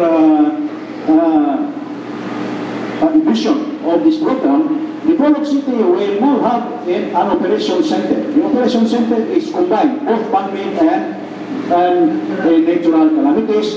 And in that center, there is a piece for the GPSCC to ensure that there is coordination between the Armed Forces of the Philippines and the Philippine National Police. And in fact, ako lang mas pasalit, we now have the comprehensive an integrated disaster risk reduction and management plan. This is our Bible now, although of course we need to update this every year. And in this comprehensive and integrated disaster and developed disaster risk reduction and management plan, already we combine both the man-made emergencies and the natural calamities. And once our operation center will be established, we will have all the risk map, the geohazard map, we will have everything, the warning to our people in case of man-made calamities and natural emergencies. And very soon also we will be involving our barangay people in the implementation of this comprehensive and integrated developed disaster risk reduction and management plan. And of course we will be coordinating with the police to ensure that the Limonok City will always be ready, not only with natural calamities, but especially with man-made emergencies. Before we go to Dennis, we will take advantage of the presence of Councilor Kimilo Luis. Maybe in Iligan City, Kasi illegal is mas, law enforcement, hindi, mas maganda, mas mga gulo kaysa ipulong. We may get something from Councilor Ruiz from Legal City. Yung, ano nyo, how is the composition there? I don't know, SWAT team, at saka, baka we can also share, you can share it with us, so Simon and I will be able to also formulate this during our session, kung paano ninyo how did you manage to maintain the peace there? First, I'd like to state that I do not disagree with the previous statement. Medyo was too sa ako because of certain unique situations in illegal which is not prevailing in the Polo. Now, regarding disaster risk reduction management, preparedness of the city of Iligan, I could not comprehensively discuss about it as my friend, Councilor Ruiz, did because he is actually also involved in these keeping activities. Ako lain man ako, kung ako sa asaya ko rin mention. However, I am also in the know because I am the author of the Environment Code, where one of the reference legislation is the Disaster Risk Reduction Management Act of 2010, which is Republic Act 10121. And in that law, it is very clearly specified that on the national level, naagay Disaster Risk and Reduction Management Council. Then it trickles down to the local government units. From city, it is the City Disaster Risk Management Council. Kung municipio, it's the Municipal City Risk. And then it goes down to the barangay. Barangay Disaster Risk Reduction Management Council. In fact, this is a very important legislation towards sa kwarta. Kaya sa kwarta, ang katong 5% calamity fund na mandatory sa annual budget. Sa una, ang may dili magamit nimo at the end of the year savings. But this time, dili nimo magamit. You can only use the 30% as the quick reaction fund. The remaining 70%, dili nimo magamit at the end of the year. Rather, it is deposited as a trust fund and it can only be used after 5 years. So medyo problema na itong local government units nila kaysa una umalig gamitin ng savings. No?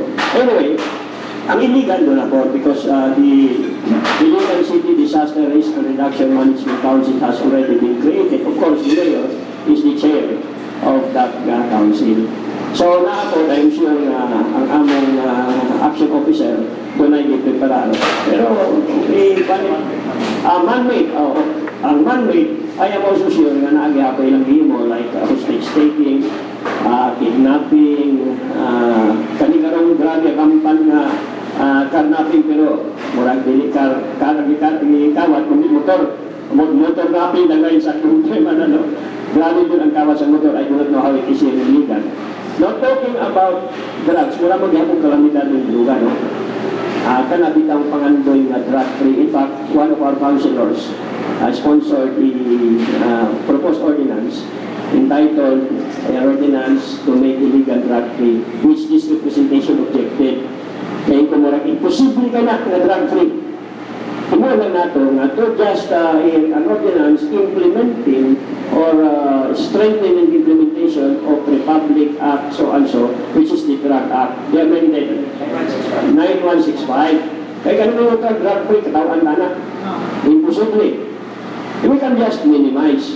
Now, there are two prong approach. One is the reduce the supply, and that is the job of the police and the law, and reduce the demand. So, I used to be chair of, or rather focal action officer of ICADA, or Iligan City Anti-Drug Abuse Council. Pero tungkol sa kadagan na sumikuptan ang yatang sa konsyal. But I'm still a regular speaker sa medical aspect.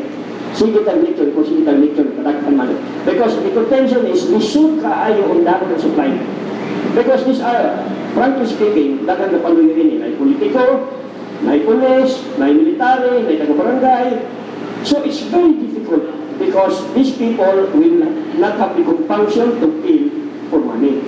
Pero na tayo chance, there is a reduced demand. Kaya wala mo palit, wala mo maligyan. So, di na ang among aggressive yun, ang campaign, religious group, to try to convince people not to buy. because if there are no more buyers, I repeat, there will be no sellers. So, sa amo muna ang among may tungod sa lugar ko lang nalakbitan no kay kalamidad ng yapon, even worse calamity. Sarap niyo sa imong ito kasi makuha ko na ako na gamay niya sa data ko sa no. Pero o karon pa ko kabalo ba? Ay ito kasi itibo na. So, Sir Luis, in fact, starting this month, we will be conducting already our massive information drive in schools and other sectors of the city, in coordination, of course, with PDEA and the PNP, regarding these illegal drugs. We will be going on a massive campaign. No? Kaya sama sa kiyon sa akong ambungan Itson, apang sambungan siya itong Minigulyo, kinahanglan yun nga, ang kining user po, no, wala na magamit. Pero nag-supply po, wala, no? Thank you so much, Attorney James Irene Ruiz. We will now go finally to the provincial government of Zamboanga del Norte. We have with us here Engineer Ines Tenorio, who will also enlighten us about the preparedness of the province in times of man-made and man-made karon man-made emergencies, no? Malatas natural. Okay. Okay, thank you, Ma'am Edith. No? Generally, sa atong province of Zamboanga del Norte, it is peaceful. No? With the presence sa atong provincial PNP, we have also the 102nd and the 101st Brigade. So, sila, we have sa province with the leadership of Governor Nieves, we maintain coordination, no? Healthy coordination with the AFP and the PNP. So far, mahibalaan man natin kung nadunan kita yung mga threat groups dito sa itong probinsya like the CTM or the kanang CPPNP, we call it or we term it as CTM, Communist Terrorist Movement. Also sa southern part na to, naatay mga tulog municipalities nga dunay base camp sa MILF o MNLF. Although MNLF, wala naman na siya hassle kay doon na naman tayo disagreement ana. Although doon ay isolated nga po, doon ay isolated nga nangitabo, pero readily ma-neutralize na siya. Ang concern na to regarding anang man-made calamities kay whenever there is a man-made calamity brought by armed conflict, maybe doon na tayo matawag o ka ng mga evacuees o mga displaced. Muna i-deter na to in an internally displaced person. So, muna itapamuno na to. However, with the active participation sa mga ka-armed sa PNP and the armed forces, munang peaceful rin kita. In fact, last year, ni-istorya na mo si Colonel Jet Villarmino, ang 101st Brigade Commander. Lingon siya na ang munisipyo sa Sibutat, i-turn over na nila under the supervision to the PNP because the term is as insurgent-free. Meaning, wala na yung activity like mga pulong-pulong o sa mass base, ana. So, hopefully this year, daghan na po nga mga munisipyo na ilang i-turn over under the supervision of the PNP as insurgent-free. So, dako ka ng salamaton kita sa achievement sa atong armed forces. Hopefully, it will be realized dili lang kay munisipyo, kundi province-wide. Kita man po yung mga recipient, ana. And also, pasalamat usap kita nga doon natin nabutang ng special forces strategically located in Tagilon or Dapitan, Dipolog, Ruha, Sindangan, and in Siraway. And also, kita sa probinsya, we are readily responsive, no? In fact, karong February 7, I'd like to invite katong mga members sa Peace and Order Council na doon tayo imuon nga first quarter Peace and Order Council matakol diha unsay atong plano for this year unsay atong supposedly i-create. Okay, salamat dito. Good morning sa mga bisita.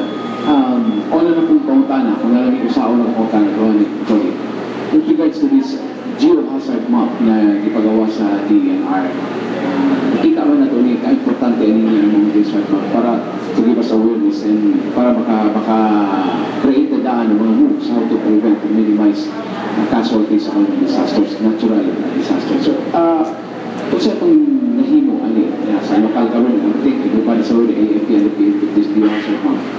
To answer, ipagawas ng geohazard map. Yes, sir? Oh, bakit kayo marami sutanggan? No? In fact, sabi, Mayor Poy Kanako, letter ng Governor Yevis, no? Diyan yang iba't dito ang ito ng geohazard map, no? Yes, in fact, usa sa among appeal sa itong comprehensive plan is supposed to be this risk map of geohazard map, no? Galing, I think 2 weeks ago, this representation sponsored the resolution before the San Julian Panguso, requesting ang atong DSWD upang pamahinsan na musabit na dito sa number of families affected, even the name of the persons affected by our natural calamities, including also the areas in the city susceptible to this natural disaster. O kini amo kini i-collect, and this is one part of the updating of our comprehensive plan. Una sa itong operation center, una ito tayo mapa nitong dako, identifying as the fit ang areas sa Dipolog City susceptible to the different natural calamities. So gusto ko, kasama kita ng Governor Geves na nag-provide siya kanato niya itong European letter bahin sa geohazard map na pinursan ko sa Mayor Evelyn Oy. Very kanato kay si Mayor Evelyn Oy sa concern na ang Dipolog City will not be prepared no, for any natural calamities and man-made emergencies. Actually, thank you, no? Natakot doon na pasalamatan sa kami sa response ni Consejero Ruiz. In fact, kinahanglan yun. Kato siya not only doon nagpapadula si Governor Yeves, si Chairman sa atong Provincial Disaster Risk Reduction Management Council, but also tanan itong munisipyo, sir, na sila provide sila kay during our last joint Provincial Disaster Meeting with the PPOC and PDC, nag-provide kami og mga geohazard katong material, no, for every municipalities. So for sure, geohazard map, in fact, diha sa atong spacious space sa Capitol, doon na dako kay mapa, no, showing dito kanan not Zamboanga Peninsula but Zamboanga del Norte yun. Asa kay mga threat areas like landslide, kanang sa coastal, which is kanang posible sa mga storm surge or kanang pagtaas sa dagat, landslide, and kanang area sa flooding. So makita na ito na, and hopefully every now and then we try to improve everything para ang readiness sa atong probinsya as well as sa mga munisipyo na lakip sa atong council mo improve for the safety of the people in Simondo. About the geohazard map, kay kami po titagaan sa legal. Pero na-notice na mo na hindi ba maayo ang nagisapit sa DNR. So, we passed a resolution requesting for an upgrading. Kano sa ako nang mo ng geohazard map, is it still really updated? So, doon ay mga angayan na mga detalye ba kung ilang i-project sa ilang geohazard map para for the proper guidance of the local government units. Okay, for the Pitan City, geohazard map? Ayan. Sir, mayo kayo na-brought out ni mo to. Naamo na na-discuss to, kanang katong ipasihan to is katong matong geohazard map from katong sa latest, no? Mausog naman yun na siya kay labi na ang rainfall, ang gidaghanon, ang quantity na usog na po. So karon ang office na concern nag-gather na po data through pag-asa kay nausog naman ang rainfall, ang quantity. So more realistic na po, wala pa sa come up, but hopefully they will provide us the latest and more reliable geohazard map. Okay, thank you so much, Engineer Dennis Tenorio. For the Pitan City, before going to Mr. Berto Vincent. Of course, the city government is also appreciative of the effort of the provincial governor, Rolando Nieves, in coming up with an urgent call to take action on the different hazards that may beset the local governments in Zamboanga del Norte, and that includes the Pitan City. Well, just last week, a few days ago, I personally went to the office of the action officer of the PDRRMC in Tenorio to get from him, to ask from him some soft copy of the geohazard map which was released by ENR, NGB, in coordination with the Pag-asa and other stakeholders, para ma-print out na mo kayo sa tarpaulin, mapadako na mo, and we will provide these maps to all stakeholders, that includes the Special Forces in Tagilon, the PNP, and of course, sa opisina sa local Disaster Risk Reduction and Management Council. So, kaning tanan, ato aning gihimo aron to better prepare for any untowards incidents that involves the natural calamity. O kini po among pong gikanigamutan in the soonest possible time to cascade to the barangays para we understand na ang pinaka-epektibong pag-prevent sa disaster is katong mga tao mapintahan na kayo manuupon sa eraybato when the calamity occurs. Thank you so much. Alang sa Dipolog City, Mr. Roberto Pinsoy, nakahibalo na ba ang mga katawhan diri na disseminate ba ninyo information by na ninyo hazard map gikan sa Mines and Geosciences Bureau sa DNR? As far as the geohazard for specific barangays is concerned, I think the information is with the CDRRMC and as well as the CDOC. So as of now, it has not reached my office yet. But as mentioned earlier by Honorable Councilor Cyril Ruiz, they have already the components. So it has to be cascaded to our office, and then we will also cascade it down to the barangay levels as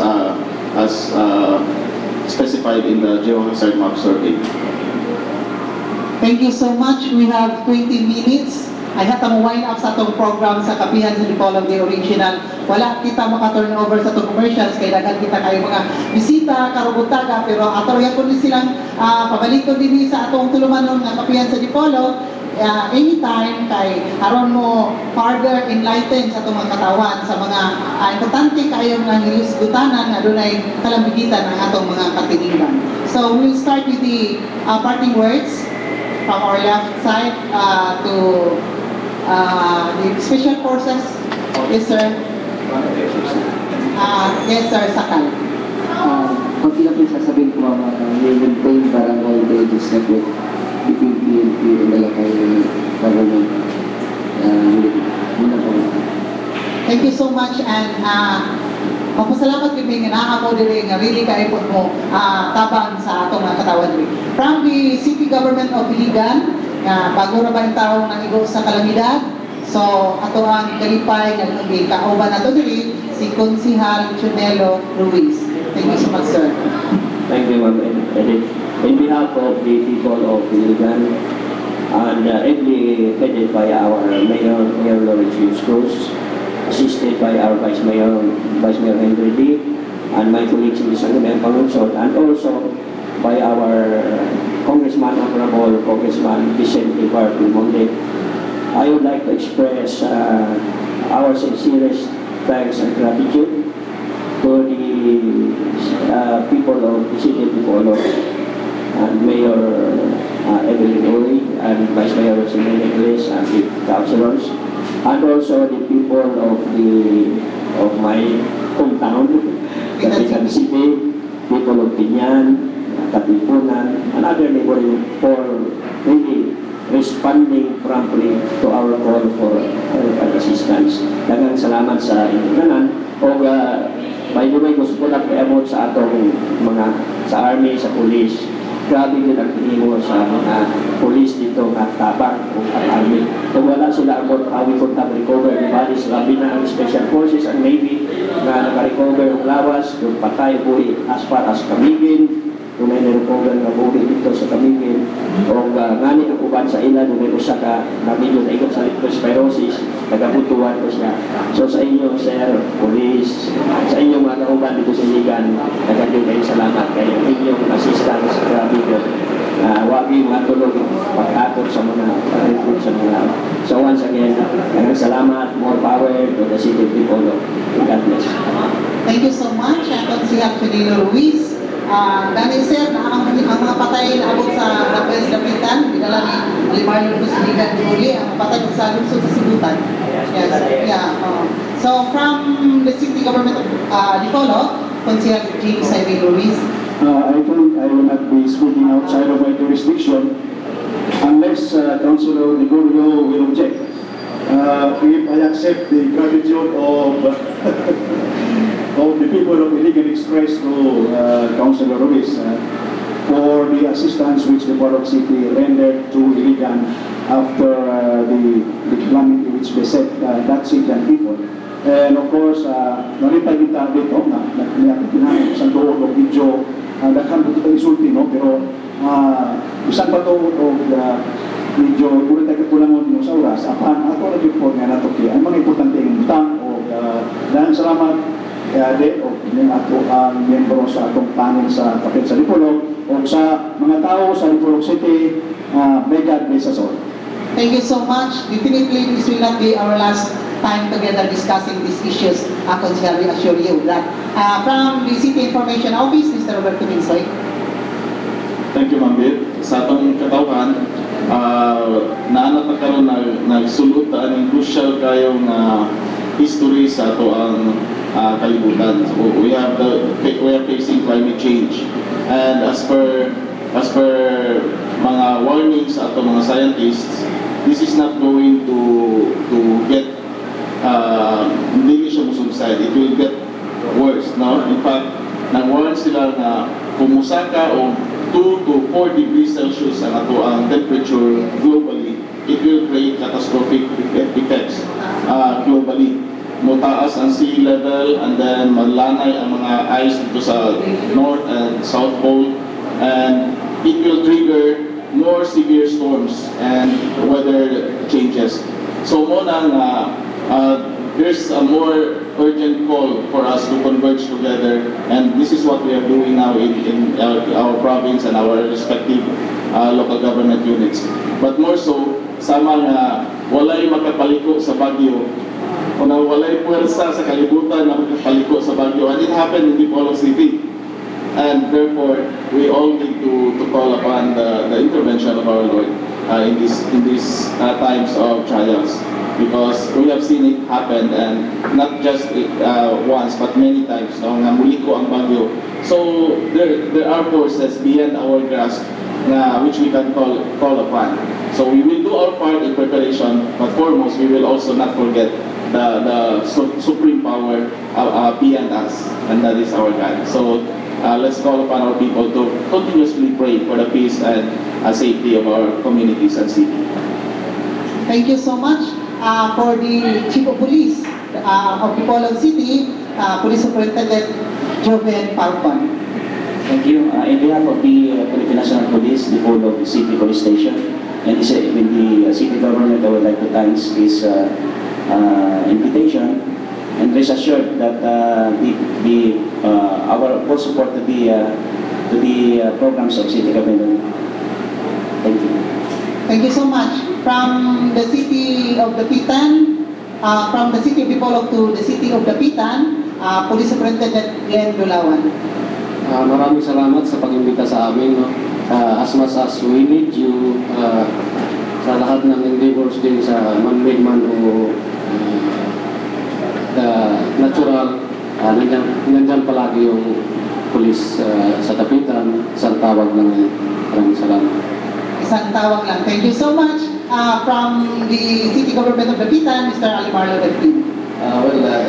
Salamat kita sa tanan sa pagdumala ng programa. Coming up with a very good discussion group. This time talking about man-made calamities. And with the present discussion, I think it opens another equally important topic to discuss for the next program for next week.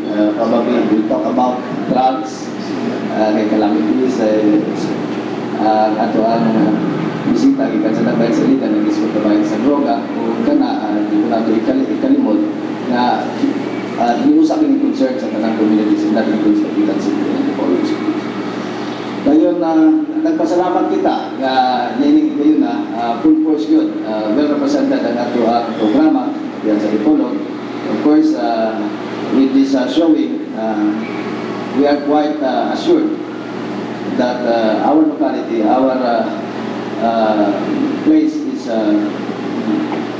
apparently ready to address any outsourcing that may dayon nagpasalamat kita sa ngalan sa atong hanapong mayor, Mayor Jun Halusos, sa kanunang pag-ayuda sa kanang programa ng Lukan, may kalamitan ang komunidad. And we would like to underscore the good content, the good partnership that we have with our existing past stakeholders like the PNP, the AOP, the Special Forces, and the rest of the NGOs and CSOs giving voluntary service to the city of Manila. So, sa ngalan sa City Government of Manila, maraming salamat.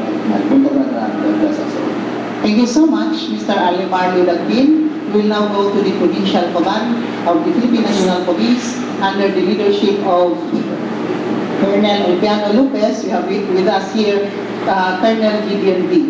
Thank you so much, sir, for coming.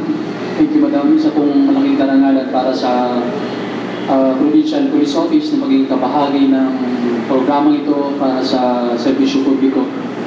At nais lamang pong iparating ng ating buting Provincial Director na ang usapin ho, ang concern na problema sa seguridad at kaligtasan na hindi lang po usapin o concern ng local government, ng PNP at ng AFP, kundi ay hindi po ito magiging matagumpay ang mga programa at inisyatiba ito na wala pong partisipasyon ang bawat pamayanan, pamilya at individual na concern po dito sa safety at saka sa security ng ating kapaligiran. Maraming salamat po.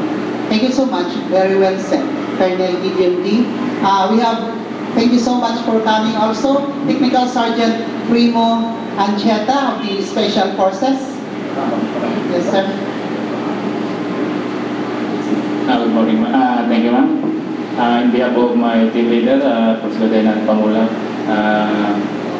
would like to express my gratitude na naimbitahan din kami dito sa Pagbiyan sa Pulo.